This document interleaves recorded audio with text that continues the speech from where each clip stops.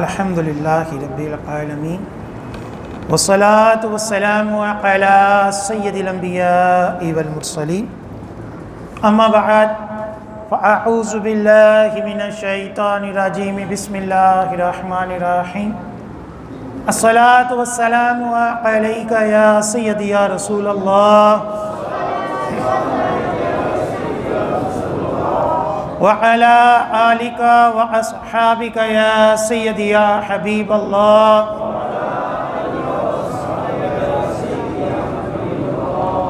الصلاة والسلام عليك يا سيدي يا نبي الله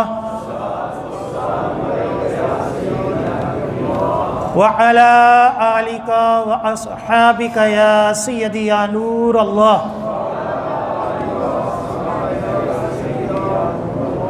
نویت سنت الاعتکاف۔ الحمدللہ عز وجل ہم نماز جمعہ کے لیے حاضر ہوئے۔ دعا ہے کہ رب تعالی ہماری اس ادنا سی حاضری کو اپنی بلند بارگاہ میں قبول و منظور فرمائے، اور جو کچھ اس جمعے میں ہوگا، بیان ہوگا، اسے سننے کی، سمجھنے کی، اس کے اوپر عمل پیرا ہونے کی، اور مجھے صحیح طرح بیان کرنے کی توفیق عطا فرمائے۔ مشہور حدیث پاک ہے،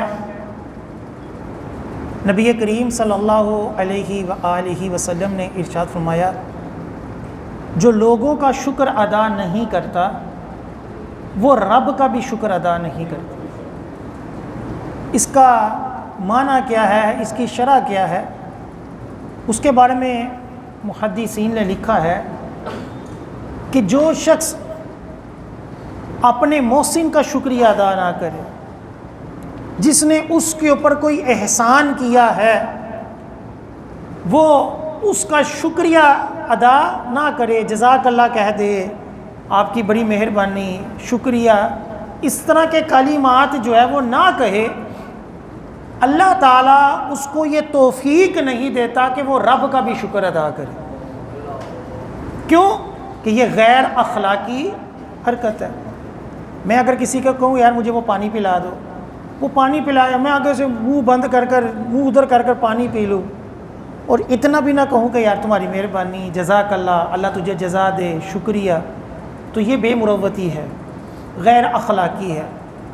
تو ایسا بندہ جو ہوتا ہے وہ کم شکر کرنے والا ہوتا ہے، اور ایک وقت آتا ہے کہ وہ رب کا بھی شکر ادا نہیں کرتا۔ اللہ تعالیٰ نے ہم مسلمانوں پر، پاک و ہند کے رہنے والوں پر یہ کرم فرمایا کہ ہمیں اولیاء کرام کا دامن عطا فرمایا۔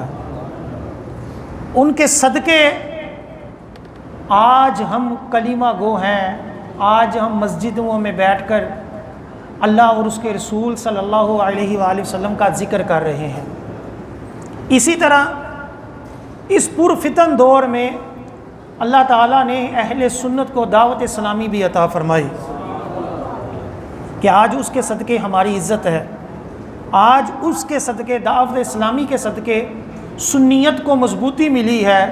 نوجوانوں کو اللہ تعالیٰ نے یہ توفیق دی کہ وہ دعوت اسلامی سے وابستہ ہو کر کوئی عالم دین بن رہا ہے، کوئی حافظ قرآن بن رہا ہے، کوئی دین کا کسی طریقے سے بھی کام کر رہا ہے، تو یہ بھی اللہ تعالیٰ کا ایک احسان ہے۔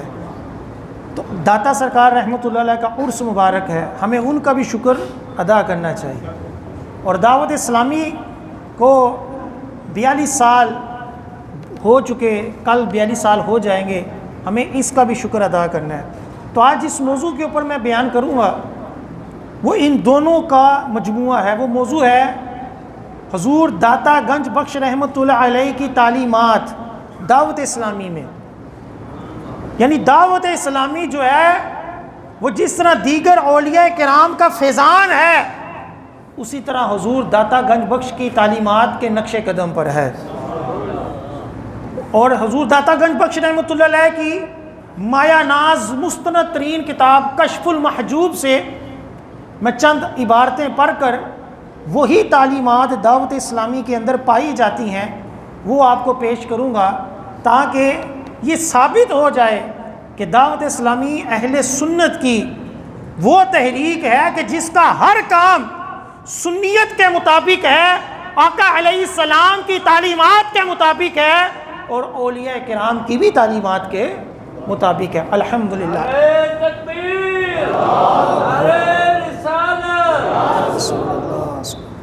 حضور داتا گنج بخش رحمۃ اللہ علیہ لکھتے ہیں کشف المحجوب میں علم کے باب کے اندر صفحہ نمبر 41، آپ فرماتے ہیں کہ اللہ تعالیٰ نے علماء ربانی کی صفت میں ارشاد فرمایا، انما یخش اللہ من عبادہ، انما یخش اللہ من عبادہ العلماء، کہ در حقیقت بندگان خدا میں سے علماء ہی اللہ سے ڈرتے ہیں۔ اچھا، داتا گنج بخش رحمۃ اللہ علیہ نے پہلے کیا فرمایا؟ علماء ربانی، صحیح علماء، خوف خدا رکھنے والے علماء، گمراہ مولوی نہیں، دین فروش مولوی نہیں، فاسق و فاجر نہیں، علماء ربانی کی قید لگائی کہ علماء جو ہوتے ہیں وہ کیا ہوتے ہیں؟ وہ اللہ سے ڈرتے ہیں۔ کیوں ڈرتے ہیں؟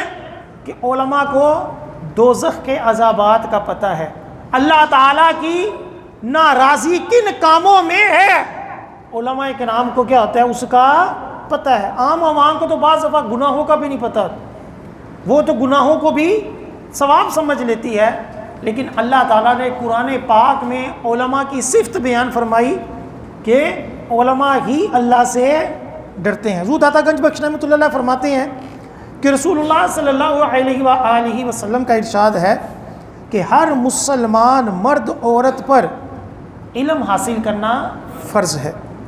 نیز فرمایا آقا علیہ السلام نے کہ علم حاصل کرو اگرچہ تمہیں دور دراز مقام پر جانا پڑے۔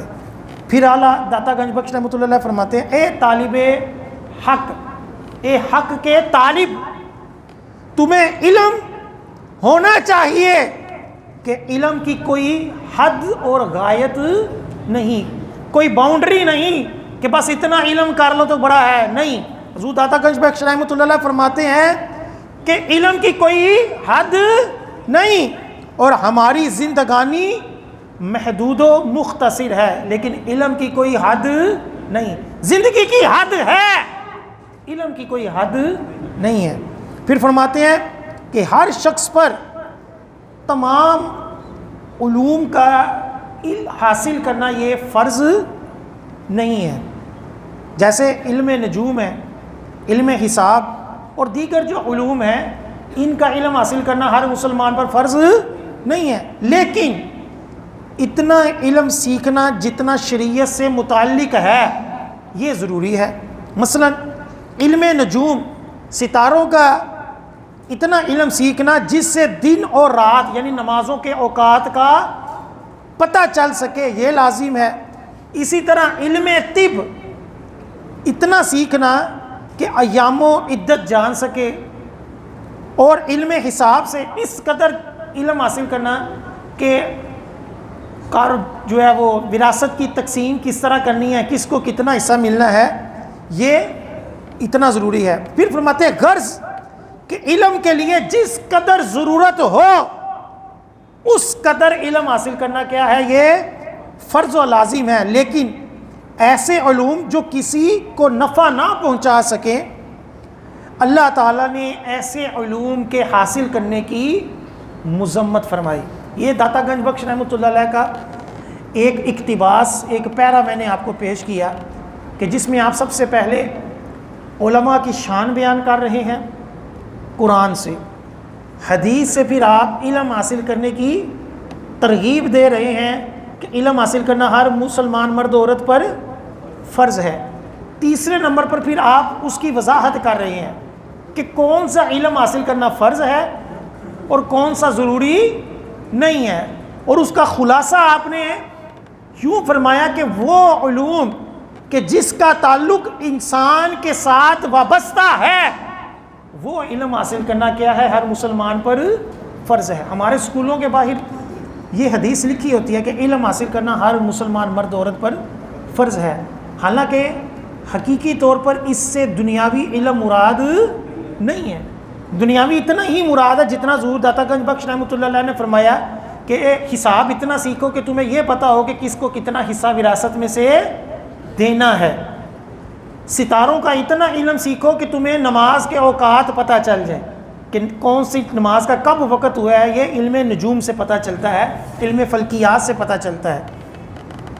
تو اس کے علاوہ طہارت کا علم حاصل کرنا کہ پاکی پلیدی کا پتہ ہو, نماز کے فرائض واجبات کا پتہ ہو, روزوں کے بارے میں پتہ ہو کہ کس کے اوپر روزہ فرض ہے, کس چیزوں سے روزہ ٹوٹ جاتا ہے, کون سی چیزیں روزے میں کرنی حرام ہے, زکوٰۃ کتنے مال کے اوپر ہے اور کتنی دینی ہے, حج جس کے پاس مال ہے اس کے لیے کس طرح فرض ہے, کس طرح ادائیگی واجب ہے, کس طرح حج کے ارکان کرنے ہیں, کاروبار کر رہا ہے تو کون سی چیز حلال ہے کون سی حرام ہے, کاروبار کے طریقے کیا ہیں. الغرض زندگی کے جن جن مراحل سے گزرتا جائے گا ان کا علم حاصل کرنا کیا ہے, یہ فرض ہے. ایک بندہ ساری زندگی نماز پڑھتا رہے اور غلط ملت پڑھتا رہے, اور بڑھاپے میں جب اس کو پتہ چلے کہ یار میں نے تو ساری زندگی غسل ہی ٹھیک نہیں کیا, یار میری تو نماز ہی ٹھیک نہیں تھی, اور اب یہ کہے کہ جی میں تو پتہ ہی نہیں سی, تو پھر یہ کافی نہیں ہوگا, یہ عذر قبول نہیں کیا جائے گا. کیوں؟ کیونکہ اللہ اور اس کے رسول نے علم حاصل کرنے کا حکم دیا. رسول اللہ صلی اللہ علیہ وسلم نے علم حاصل کرنا فرض قرار دیا. وہ کون سا علم تھا کہ تمہیں یہ پتہ ہونا چاہیے کہ نماز کے طریقے کیا ہے, تمہیں یہ پتہ ہونا چاہیے کہ غسل کا طریقہ کیا ہے. ایک بندہ حرام کھاتا رہے اور بعد میں کہے کہ جی مجھے تو پتہ ہی نہیں تھا کہ سود بھی حرام ہوتا ہے, تو یہ عذر قبول نہیں ہوگا. ایک بندہ طلاق, جس طرح ہماری یہاں ہوتا ہے, طلاق دے کر کہتے او میں تو پتہ ہی نہیں سی جی بھی طلاق ہوئی ہے, تو شریعت اس کو قبول نہیں کرتی کہ یہ عذر قابل قبول نہیں ہے. کیوں؟ کہ تم نے علم کیوں حاصل نہیں کیا. اب فرض علوم ہو یا دیگر علوم ہو, دعوت اسلامی نے اس کے اندر اپنا بہترین کردار ادا کیا کہ نہ صرف پاکستان بلکہ دنیا کے کثیر ممالک میں, برطانیہ یورپ جیسے ممالک میں دعوت اسلامی نے عالی شان قسم کے جامعات بنائے جس کے اندر علماء حفاظ تیار ہو گئے ہزاروں کی تعداد میں, اور ہزاروں کی تعداد میں تیار ہو رہے ہیں. ہر سال تقریباً 5-10 ہزار کے قریب علماء تیار ہوتے ہیں, اور حفاظ تو اس سے بھی کئی گنا زیادہ تیار ہوتے ہیں. اور پھر الحمدللہ دعوت اسلامی نے یہ جو علم سیکھنا سکھانا ہے اس کو قافلوں کے ساتھ بھی خاص کیا کہ دین کے کاموں کے لیے نکلو, تبلیغ بھی کرو, اور اس کے اندر کیا سیکھو, اس کے اندر نماز روزہ کے مسائل سیکھو, اس کے اندر زندگی گزارنے کے, نماز کے ساتھ ساتھ معاملات کے, سلام کے طریقے کو, سلام کے جواب کس طرح دینا ہے, اٹھنے بیٹھنے, لباس کے آداب, یہ سب کچھ کہاں سیکھو, مدنی قافلے میں سیکھو. کہ حدیث پاک میں فرمایا کہ علم حاصل کرو چاہے تمہیں دور دراز جانا پڑے. کہ پہلے ممالک میں حضور داتا گنج بخش سمیت اور آج بھی لوگ دین سیکھنے کے لیے کئی ممالک کا سفر کرتے ہیں, نیکی کی دعوت دینے کے لیے کتنی دور مدنی قافلے جاتے ہیں. تو یہ کیا ہے, یہ اسلامی تعلیمات ہیں کہ جب دین سیکھنا ہے, جب علم سیکھنا ہے, تو پھر حضور داتا گنج بخش بھی اپنا شہر چھوڑ کر لاہور میں آئے. پھر حضرت معین الدین چشتی رحمۃ اللہ علیہ بھی کئی ممالک کا سفر کر پھر آپ نے آ کر اجمیر میں ڈیرے لگائے. اسی طرح دیگر بزرگان دین کی سیرتوں کو اٹھا کر دیکھ لیں کہ وہ جہاں پیدا ہوئے وہیں ہی زندگی نہیں گزاری, انہوں نے دنیا کے کئی ممالک میں دین کا علم سیکھا بھی اور سکھایا بھی. یہ اسلامی تعلیمات کا پہلا رکن ہے. کوئی بھی تحریک, کوئی بھی شخصیت تب تک کامل نہیں ہو سکتی جب تک وہ کیا نہ کرے, وہ دین نہ سیکھے. دعوت اسلامی نے اپنے ماننے والوں, اپنے مسلمانوں کو دین سیکھنے کی طرف رغبت دی اور کتابیں لکھی, آسان فہم انداز میں دین کو عام کیا, اور امیر اہل سنت نے اسلامی تعلیمات کو عام کیا اور دین کو اچھے طریقے سے لوگوں تک پہنچایا. اب کیا دین وہی ہے کہ جب ہم ظاہری احکام سمجھ لیں، ہمیں نماز روزے کا پتہ چل جائے، ہمیں حج کا پتہ چل جائے، نہیں۔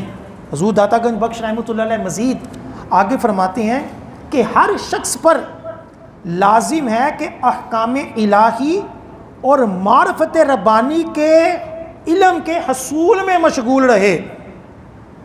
کیا مطلب؟ کہ جس طرح ظاہری علم ہے اسی طرح باطن کا علم بھی حاصل کرے۔ ہر مسلمان پر کیا ہے؟ باطن کا، کہ اللہ تعالیٰ کی معرفت کے بارے میں جانے، اللہ تعالیٰ کس طرح راضی ہوتا ہے، اپنے باطن کو کس طرح پاک کرنا ہے، یہ علم بھی حاصل کرنا مسلمان پر ضروری ہے۔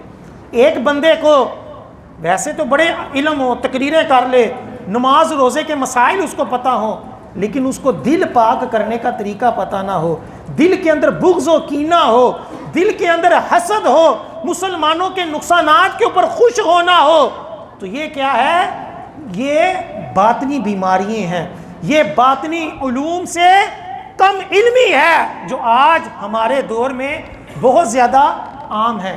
ہم لوگ دینی باتیں تو بڑی اچھی کر لیتے ہیں، واقعات بھی سناتے ہیں، لیکن ہمارے دلوں کے اندر وہ نورانیت نہیں ہوتی کہ جو معرفت باری تعالیٰ کا کیا ہے وہ سبب ہے۔ اگر دل پاک ہو نا تو پھر اس کے اندر رب تعالیٰ کی معرفت جو ہوتی ہے وہ چمکتی ہے، اور بندہ اپنے رب کو پہچانتا ہے، بندہ اپنے رب کی رضا کے لیے کوششیں کرتا ہے، بندہ اپنے دل کے اندر روحانیت محسوس کرتا ہے، بندے کو نماز کے اندر لذت محسوس ہوتی ہے، بندے کو اپنے مسلمان بھائی کے دکھ درد کا احساس ہوتا ہے۔ یہ علم کیا ہے؟ یہ باطنی علم ہے۔ حضور داتا گنج بخش رحمۃ اللہ علیہ پہلے ظاہری علم کے بارے میں کہتی ہے کہ یہ بھی فرض ہے، اور اس کے بعد کیا کہتے ہیں کہ باطنی علم جس سے اللہ تعالیٰ کی معرفت ملتی ہو، وہ علم بھی مسلمانوں کے اوپر فرض ہے۔ دعوت اسلامی نے پوری کتاب لکھی باطنی امراض کے اوپر، مکتبے سے ملتی ہے بڑی آسان انداز میں، کہ کون کون سے علم حاصل کرنا باطنی اعتبار سے بھی ضروری ہے، ظاہری بھی ضروری ہے کہ نجاست کس طرح دھونی ہے، کپڑا کس طرح پاک کرنا ہے، یہ ظاہری علم ہے، اور اپنے باطن کو کس طرح گناہوں سے پاک کرنا ہے، یہ باطنی علم ہے۔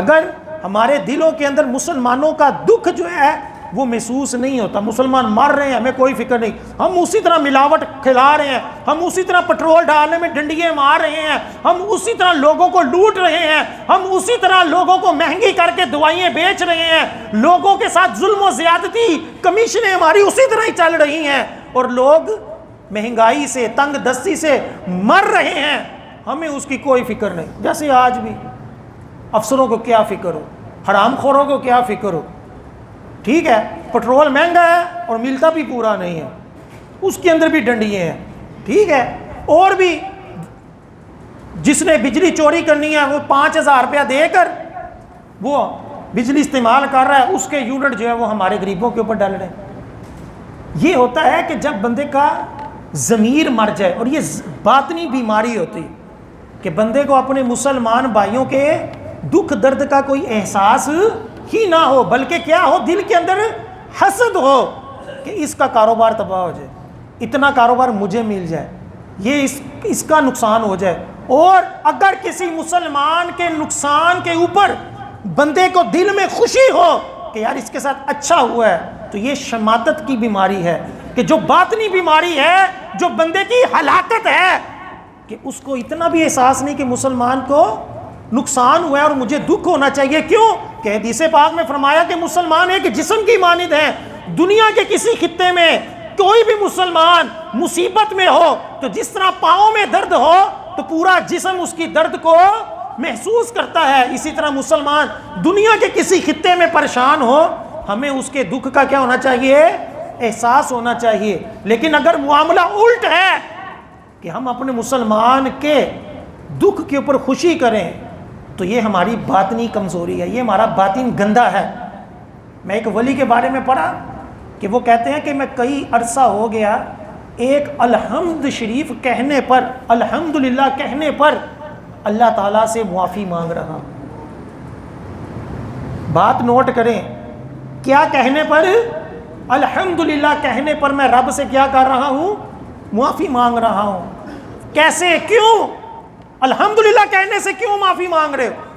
تو اس نے کہا کہ میں جا رہا تھا تو مجھے کسی نے آ کر کہا کہ دکانیں جل گئی ہیں، لوگوں کا کاروبار تباہ ہو گیا ہے، لیکن آپ کی دکان جلنے سے کیا ہو گئی ہے؟ بچ گئی ہے۔ تو میں نے اس کے اوپر کہا الحمدللہ، اپنی دکان بچی ہے تو خوشی تو ہوتی ہے نا۔ تو میں نے کیا کہا؟ الحمدللہ۔ اور بعد میں مجھے احساس ہوا کہ سب کی جل گئی ہیں، تمہیں ان کا دکھ نہیں ہوا، اپنی دکان بچنے کا کیا ہو گیا ہے؟ اس کے اوپر خوشی ہو گئی ہے۔ تو فرماتے ہیں اس بات کے اوپر میں آج تک اللہ تعالیٰ سے معافی مانگ رہا ہوں۔ یہ ہوتی ہے انسانیت، اور یہ ہے ہماری شریعت ہمیں بتاتی۔ آج لبرل بے دین لوگ باتیں کرتے ہیں، جی مولویوں کی پتہ ہوئے ہے تو بس نمازیں ہی پڑھتے ہیں۔ نہیں، مولویوں کو جس طرح، صوفیہ کرام کو جس طرح ظاہری علم معلوم ہے، اسی طرح باطنی علوم بھی معلوم ہے۔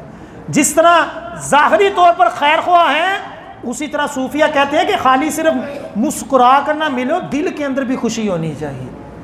یہ تو منافقت ہے کہ منہ کے ساتھ آپ میٹھے ہو کر ملیں اور دل کے اندر کیا ہو؟ آپ کے مسلمان کا بغض ہو۔ داتا گنج بخش رحمۃ اللہ علیہ کیا فرماتے ہیں کہ مسلمان کے لیے کیا ضروری ہے؟ اب ایسا علم بھی ضروری ہے کہ بندہ کیا ہو؟ رب کی معرفت ملے۔ اور رب کی معرفت کب ملتی ہے؟ جب دل کے اندر بغض و کینہ، حسد، اس طرح کی بیماریاں ختم ہوں، ہر مسلمان کے ساتھ کیا ہو؟ حسن سلوک، اور مسلمان کے بارے میں حسن ظن ہو، اور اللہ اور اس کے رسول کی محبت آئے، تب اس کا دل کیا ہوتا ہے؟ وہ پاک ہوتا ہے۔ اسی طرح حضور داتا گنج بخش رحمۃ اللہ علیہ فرماتے ہیں کہ شیخ المشائخ حضرت یحییٰ بن معاذ رازی رحمۃ اللہ علیہ کیا خوب فرماتے ہیں کہ 3 قسم کے لوگوں کی صحبت سے بچو۔ 3 قسم کے لوگوں کی کیا کرو؟ صحبت سے بچو۔ نمبر 1، غافل علماء، بے دین علماء، وہ مولوی کہ جن کو لوگوں کی اصلاح کا پتہ ہی کوئی نہیں، اپنی رنگ مستی میں اپنے لیڈروں کو راضی کرنے کے چکر میں غلط ملت فتوے، کافروں سے جا کر معافیاں مانگنے ہیں، ملک مسلمانوں کے مرنے کے اوپر کوئی پرواہ نہیں۔ ہمارے مولوی یہ بھی چاپلوسیاں کرنا، وزراء کے پاس جا جا کر ان کی جی حضوری کرنا، ان کے ظلم میں بھی ان کے ساتھ شامل ہو جانا۔ اور حضور داتا گنج بخش رحمۃ اللہ علیہ فرماتے ہیں ایسے مولویوں سے بچو۔ نمبر 2، مداہنت کرنے والے فقراء سے بھی بچو، کہ وہ صوفی، وہ نام نہاد صوفی کہ جو اپنے خواہش کے مطابق عمل کرتے ہیں، دین کے مطابق نہیں کرتے، بلکہ کیا کرتے ہیں؟ اپنے خواہش کے مطابق، اگرچہ وہ خواہش کیا ہو؟ وہ باطل ہی کیوں نہ ہو، وہ اس کی تعریف اور مدح کرتے رہیں گے، اور جب کوئی کام ان کی خواہش کے خلاف ہوتا ہے، چاہے وہ حق ہی کیوں نہ ہو، اس کی مذمت کرتے۔ اب اس دور میں جب دعوت اسلامی نے شرعی احکام بیان کیے، صحابہ کی شان و عظمت کو بیان کیا، تو کئی نام نہاد پیروں کو بڑی تکلیف ہوئی، اور حالانکہ حق تھا، ہونا یہ چاہیے تھا کہ اس کو مانے، لیکن الٹا کیا کیا؟ اعتراض کیا۔ حضور داتا گنج پر فرماتے ہیں ایسے جو نام نہاد پیر ہیں ان سے کیا کرو؟ بچو۔ کیوں؟ کیونکہ یہ اپنے نفس کی اتباع چاہتے ہیں، اور اس کے اوپر لوگ اس کی تعریف کریں تو خوش ہوتے ہیں، واہ جی واہ پیر سب کمال کر دیتا، تو اس سے بڑا بڑا کام کیتا ہے۔ اور اگر ان کی خواہش کے خلاف کوئی بات ہو، اگرچہ وہ بات حق ہو، اور اس کو تسلیم نہیں کرتے۔ امیر علیہ سنت نے یہ شرعی حکم بیان کیا کہ محرم الحرام میں بھی نکاح کیا ہے؟ جائز ہے۔ یہ ہم نے نہیں کہا، یہ کتابوں کے اندر لکھا ہوا ہے، بلکہ آقا علیہ السلام کا نکاح حضرت خدیجہ سے محرم میں ہوا ہے، اور کئی ہستیوں کا نکاح جو ہے وہ محرم الحرام میں ہوا ہے، ایک پوری لسٹ ہے۔ تو جب یہ مسئلہ بیان کیا تو کئی پیروں کو بڑی تکلیف ہوئی، جی محرم الحرام جو ہے وہ تو سوگ والا مہینہ ہے، وہ تو شہزادہ جو ہے وہ ان کی شہادت کا مہینہ ہے، اس کے اندر شادی کی بات کہنا، حالانکہ مسئلہ صحیح تھا، حالانکہ تمام کتب فقہ کے اندر بھی یہ مسئلہ مذکور ہے، لیکن اپنی خواہش کے خلاف۔ اور مسئلہ بھی کیا تھا؟ وہ حق تھا کہ محرم میں کس نے کہا نکاح حرام ہے؟ کس نے کہا؟ کس کتاب کے اندر؟ اور کیوں حرام ہے؟ وجہ کیا ہے؟ ہاں اگر کوئی معاذ اللہ ثم معاذ اللہ اس خوشی میں نکاح رکھے کہ معاذ اللہ ثم معاذ اللہ امام حسین شہید ہوئے، یہ تو ویسے ہی بدبخت شخص ہے وہ. لیکن اگر ایک بندہ شریعت کے دائرے میں رہتے ہوئے جو شریعت کا ہے، ناچ گانے نہیں، گانے باجے نہیں، نکاح میں ایجاب و قبول کرتا ہے، تو اس کے اندر کیا مسئلہ ہے؟ اسی طرح دعوت اسلامی نے نعرہ لگایا کہ ہر صحابی نبی جنتی جنتی، تو کئیوں کو تکلیف ہوئی. نہیں جی نہیں، یہ نعرہ کیوں لگایا؟ حالانکہ یہ وہی پیر ہیں جب کہا جاتا تھا نا کہ حق 4 یار، حق 4 یار، تو یہ کہتے تھے 4 یار کیوں کہتے ہو؟ حق سب یار کہو، حق سب یار کہو. 4 یاروں سے تکلیف تھی تو کیا بہانا تھا؟ سب یار کہو، 4 یار نہ کہو، سب یار کہو. یہ کئی جگہ آپ دیکھیں گے یہی کہتے ہیں، حق سب یار. ٹھیک ہے، اب حق سب یار کا اگر خلاصہ کیا جائے، حق سب یار ان کے کہنے پر بھی اس کا خلاصہ کیا جائے تو وہ خلاصہ کیا یہ نہیں بنتا ہر صحابی نبی جنتی جنتی؟ یہی نتیجہ ہوا نا کہ نبی کے سارے یار کیا ہیں؟ وہ حق ہیں. حق سب یار کا مطلب کیا ہوا؟ سارے صحابی کیا ہیں؟ وہ حق ہیں. جب حق ہیں تو وہ جنتی بھی ہیں. اب اس کے اوپر بھی تکلیف ہے. پتہ چلا کہ 4 یاروں سے بھی تکلیف ہے، صحابہ سے بھی تکلیف ہے، اور الزام کیا ہے دعوت اسلامی کے اوپر کہ یہ کیوں ہوا؟ اسی طرح امیر اہل سنت نے سیدھا سا مسئلہ بیان کیا کہ امام حسین جب شہید ہونے لگے تو اس وقت لوگوں میں یہی مشہور ہے کہ انہوں نے اسی حالت میں نماز ادا کی. تو امیر اہل سنت نے فرمایا کہ اس حالت میں کہ جب خون نکل رہا تھا، شہید ہو رہے تھے، تو اس وقت نماز کاہے کی تھی؟ بلکہ اس وقت آپ نے سجدہ کیا، اللہ کے حضور سجدہ کیا. کس طور پر؟ کہ یہ سر یزید کے آگے نہیں جھکا، جھکا ہے تو اپنے رب کے آگے ہی جھکا ہے. اللہ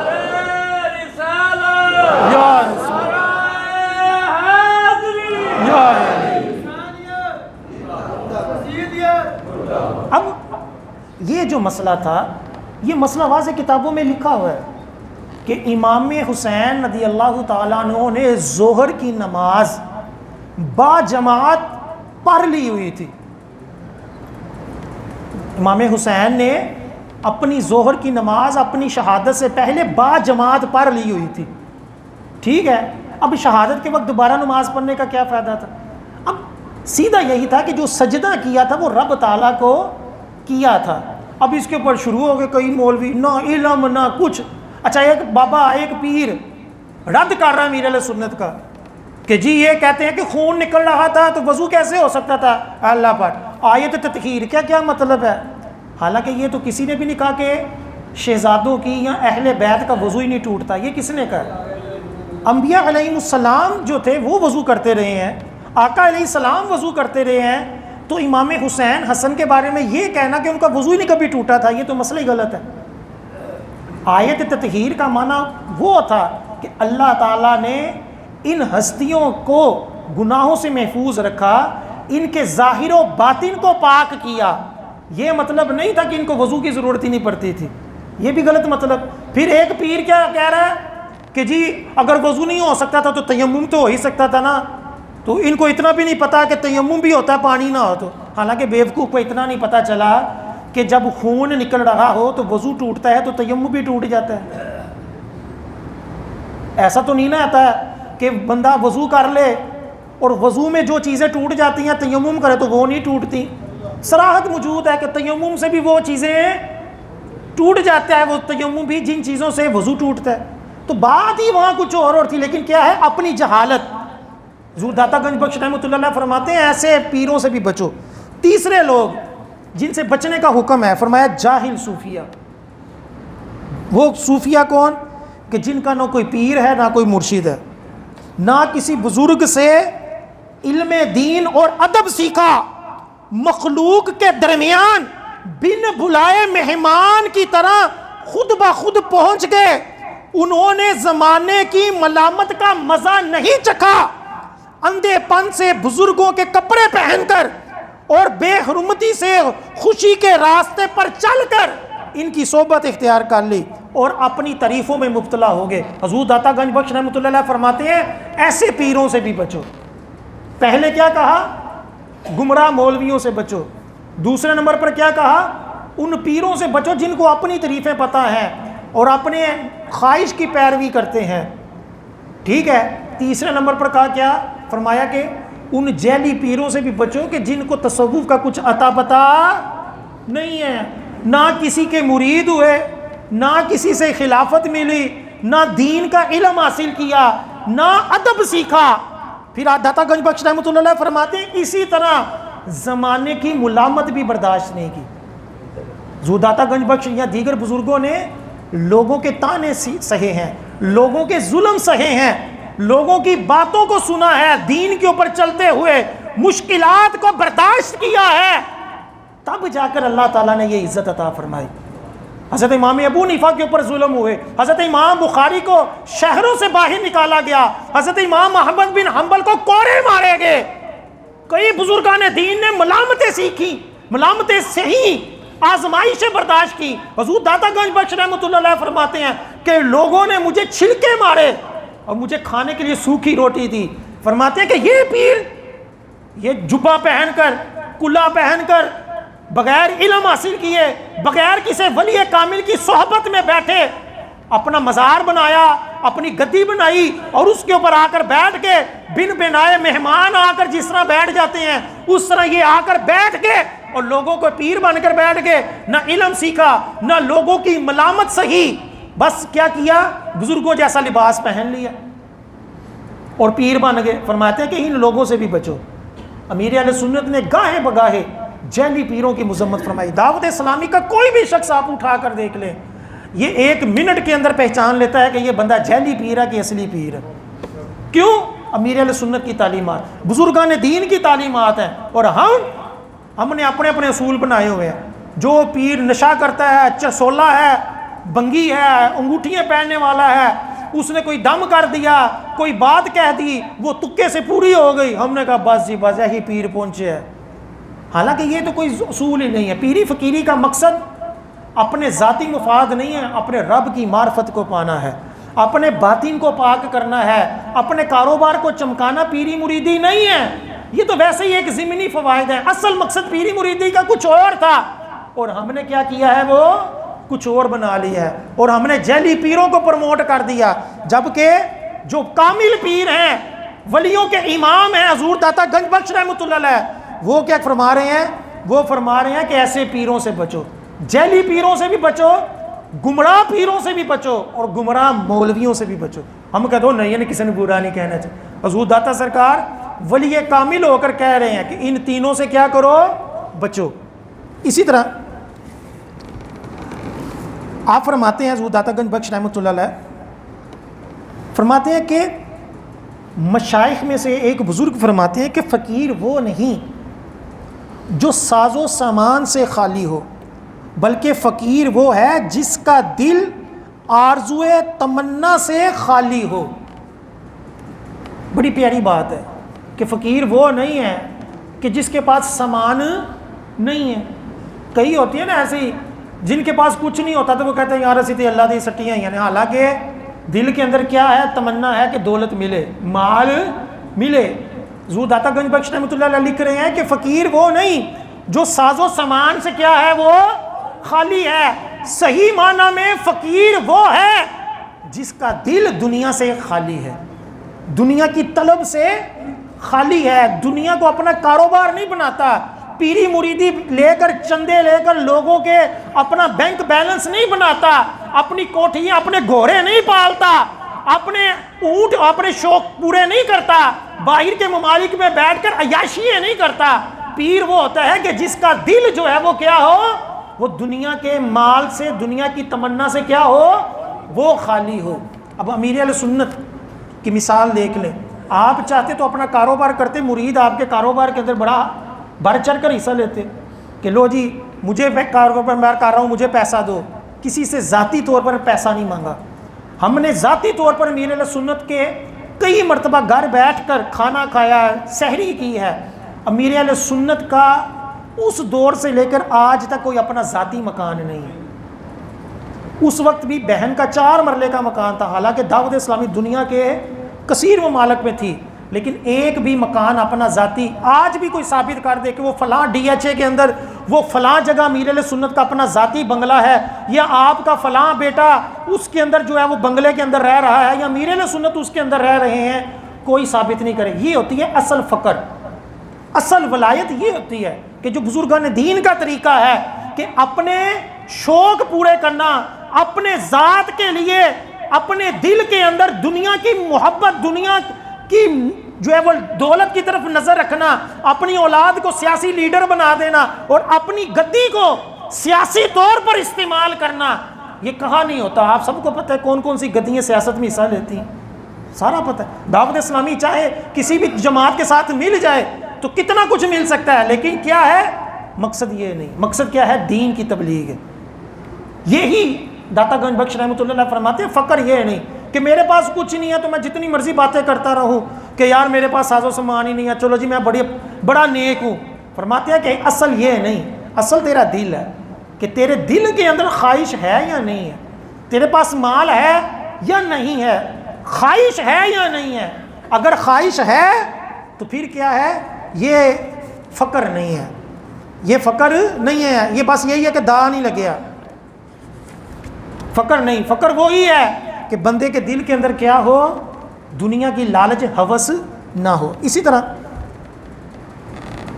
داتا گنج بخش رحمۃ اللہ علیہ صحابہ کرام کے بارے میں اپنا عقیدہ بتا رہے ہیں. فرماتے ہیں اب میں ان ائمہ کرام کے احوال کا کچھ تذکرہ کرتا ہوں جو صحابہ کرام رضوان اللہ اجمعین میں سے مشائخ عظام کے پیش رو طریقت اور ذات و صفات اور احوال میں ان کے امام اور قائد ہیں, جن کا مرتبہ انبیاء علیہم السلام کے بعد ہے, جو اولین سابقین مہاجرین و انصار میں سے ہیں اور ہمارے اور تمہارے ہیں.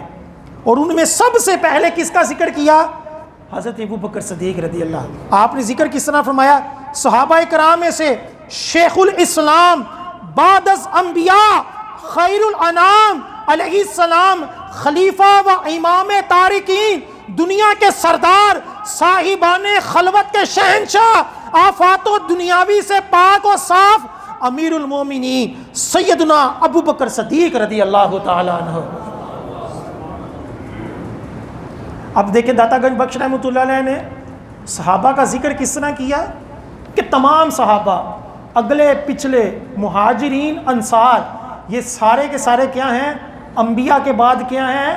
سب سے افضل ترین ہستی ہیں. ہمارے یہاں کیا چل رہا ہے؟ کوئی امام جو صحابہ کے بعد کا ہے اس کو اٹھا کر تمام صحابہ سے افضل قرار دیا جائے. حضرت علی کو تمام نبیوں سے افضل قرار دیا جا رہا ہے, اور اس کو کیا کہا جا رہا ہے؟ اس کو کہا جا رہا ہے یہ تو پہنچی ہوئی باتیں ہیں. کئی پیر بھی ساتھ مل گئے, کئی گدیوں والے بھی ساتھ مل گئے, جنہوں نے یہ کہنا شروع کر دیا اور جی سیاست ہی ابو بکر صدیق افضل ہے اور ولایت ہی حضرت علی افضل ہے. لیکن داتا سرکار ولیوں کے امام کیا فرماتے ہیں؟ آپ فرماتے ہیں کہ خیر الانام بعد از انبیاء, نبیوں کے بعد سب سے افضل کون ہے؟ حضرت ابو بکر صدیق. حضور داتا گنج بخش رحمۃ اللہ علیہ نے مہر لگا دی کہ کوئی بھی نام نہاد پیر کسی طریقے سے بھی لوگوں کو گمراہ کرے, پیری فقیری کے نام پر یہ کہے کہ خلافت میں جو ہے وہ ابو بکر صدیق ہیں, ولایت میں حضرت علی ہیں, آپ نے فرمایا نہیں, تمام صحابہ بھی افضل, سب کے سب, چاہے اگلے ہوں پچھلے ہوں, حضرت امیر معاویہ بھی ان میں آگے, سارے کے سارے سب سے افضل ہیں نبیوں کے بعد. اور اس کے بعد کون سب سے افضل ہے؟ حضرت ابو بکر صدیق افضل ہے. پھر فرمایا کہ یہ جو افضلیت ہے, یہ جو افضلیت ہے یہ دنیاوی اعتبار سے نہیں, آپ فرماتے ہیں ذات و صفات اور احوال میں یہ سب کے سب کیا ہیں؟ امام و قائد ہیں. کوئی بھی شخص یہ نہیں کہہ سکتا کہ وہ فلاں پیر جو ہے وہ روحانی اعتبار سے وہ فلاں صحابی سے افضل ہے. نہیں, حضور داتا گنج بخش فرماتے ہیں ظاہر و باطن کے اعتبار سے تمام صحابہ کیا ہیں؟ وہ عرفہ و اعلیٰ ہیں. اور حضور ابو بکر صدیق رضی اللہ تعالیٰ عنہ بھی کیا ہیں؟ چاہے ولایت ہو چاہے خلافت ہو، ہر اعتبار سے سب سے افضل ہے. یہ عقیدہ ہے، اور یہی عقیدہ دعوت اسلامی نے لوگوں کے اندر عام کیا. ہمیں اس کے اوپر تنقیدیں بھی برداشت کرنی پڑی، کئی گدیوں والے ہم سے ناراض بھی ہوئے، کئی ہمارے خلاف تقریریں بھی کر رہے ہیں کہ یہ ہر صحابی نبی جنتی کیوں کہا، یہ سب سے افضل صحابی جو ہے وہ حضرت ابوبکر صدیق کو کیوں کہا جاتا ہے. تنقیدیں بھی کرتے ہیں، اعتراضات بھی کرتے ہیں، لیکن امیر اہل سنت نے اپنی نسلوں کے اندر تمام صحابہ کے ساتھ ساتھ حضرت امیر معاویہ کی محبت بھی ڈال دی. اپنی بچوں کے نام معاویہ ڈالنے شروع کیے تاکہ کوئی کل کو یہ نہ کہے کہ معاویہ نام رکھنا ہی ناجائز ہے. یہ ہوتی ہے صحیح معنی میں بزرگان دین کی تعلیمات کے اوپر عمل پیرا ہونا، صحیح معنی میں صوفیہ کرام کے نقش قدم پر چلنا، کہ جو دعوت اسلامی نے الحمدللہ یہ عمل کیا. اسی طرح حضور داتا گنج بخش رحمۃ اللہ علیہ نماز کے باب میں فرماتے ہیں، آپ فرماتے ہیں کہ صاحبان مجاہدہ و اہل استقامت بکثرت نماز پڑھتے اور اس کا حکم دیتے ہیں. چنانچہ بعض بزرگوں نے اپنے مریدوں کو دن اور رات میں 400 رکعت نماز نفل پڑھنے کا حکم ارشاد فرمایا. کہ سچا پیر کون ہے؟ جو اپنے مریدوں کو کیا کہے؟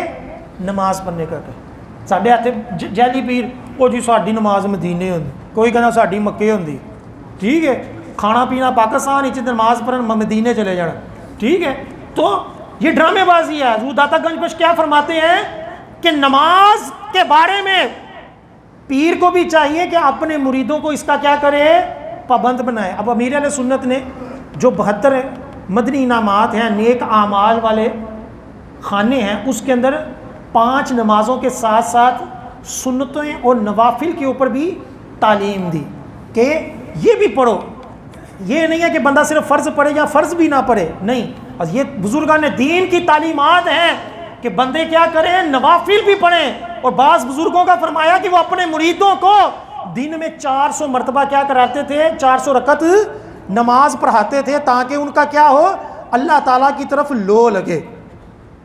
یہ بزرگوں کا طریقہ رہا. اسی طرح حضور داتا گنج بخش رحمۃ اللہ علیہ فرماتے ہیں باکثرت مشائخ کو دیکھا کہ وہ ہمیشہ روزے رکھتے تھے، اور بعض مشائخ کو دیکھا کہ وہ صرف ماہ رمضان کے روزے رکھتے تھے، اور ان کا یہ عمل اس لیے تھا کہ روزے کے ثواب سے حاصل ہوا اور ماہ سوا روزہ نہ رکھ کر کہیں ریاکاری میں نہ پڑ جائے. یعنی مشائخ میں سے بزرگوں کے مختلف طریقے رہے ہیں. کئی باکثرت روزہ رکھتے تھے اور کئی اس قدر اپنے آپ کے ایک مقام پر ہوتے تھے کہ وہ رمضان کے علاوہ کسی حکمت کی وجہ سے نفلی روزے اتنے نہیں رکھتے تھے. لیکن اوورآل حضور داتا گنج بخش رحمۃ اللہ علیہ فرماتے ہیں کہ روزے رکھنے چاہیے. کیوں کہ حضور جنید بغدادی رحمۃ اللہ علیہ فرماتے ہیں کہ روزہ آدھی طریقت ہے. روزہ کیا ہے؟ وہ آدھی طریقت ہے. حضور جنید بغدادی رحمۃ اللہ علیہ فرماتے ہیں. اور الحمدللہ دعوت اسلامی نے ہر پیر والے دن روزہ رکھنے کی ترغیب دی، ہر پیر والے دن. اسی طرح ہر مہینے کے اندر 3 دن روزہ رکھنے کی ترغیب امیر اہل سنت نے دی. دعوت اسلامی کے اندر 12ویں شریف کا اہتمام جس طرح لائٹ لگا کر کیا جاتا ہے، اسی طرح بطور شکرانہ روزہ بھی رکھا جاتا ہے. تو پیر والے دن روزہ رکھنا یہ بھی داتا گنج بخش رحمۃ اللہ علیہ کی تعلیمات ہے کہ فرض روزے کے ساتھ ساتھ کیا نوافل روزوں کی بھی ترغیب. اور بھی الحمدللہ میں نے کئی پوائنٹ حضور داتا گنج بخش رحمۃ اللہ علیہ کی تعلیمات سے یہ اخذ کیے تھے کہ جس کا عکس جو ہے وہ دعوت اسلامی میں بھی پایا جاتا ہے. خلاصہ کلام یہ ہے کہ دعوت اسلامی الحمدللہ حضور داتا گنج بخش رحمۃ اللہ علیہ کا ہی فیضان ہے، تمام اولیاء کرام کا ہی فیضان ہے. اور اللہ تعالیٰ نے سنیت کو ایک پلیٹ فارم عطا فرمایا. اور الحمدللہ تمام علماء مشائخ جو ہیں وہ قرآن و سنت کی تعلیمات کے اوپر عمل پیرا ہے. تمام صوفیہ کرام بھی حضور داتا گنج بخش رحمۃ اللہ علیہ کی تعلیمات بھی قرآن و سنت کے مطابق ہیں. کوئی پیر ہو یا کوئی عالم ہو وہ تب ہی معتبر ہے کہ جب اس کی تعلیمات، اس کا منشور جو ہے وہ قرآن و سنت کے مطابق ہو، صوفیہ کرام کے نقش قدم پر ہو. آج اس قدر فتنے ہیں اس قدر جعلی پیر گمراہ مولوی ہیں کہ اس دور میں اگر ہم آج بھی کشف المحجوب جیسے بزرگوں کی کتابوں کو تھام لیں، ان کی تعلیمات کو پڑھیں، تو ہمیں دودھ کا دودھ اور پانی کا پانی بالکل واضح ہو جائے، ہمیں پتہ چل جائے گمراہ لوگ کیا ہوتے ہیں۔ ہمیں پتہ ہی کوئی نہیں، ہم یہاں سب کو برا کہہ دیتے ہیں، یہاں سب کو ہی اچھا کہہ دیتے ہیں، ہمیں اصلی اور جعلی پیروں کا بھی نہیں پتہ، ہمیں ولایت کا بھی نہیں پتہ، ہمیں روحانیت کا بھی نہیں پتہ۔ تو الحمدللہ دعوت اسلامی جو ہے یہ روحانیت جو ہے اس اعتبار سے بھی حضور داتا گنج بخش رحمۃ اللہ علیہ کا فیضان ہے۔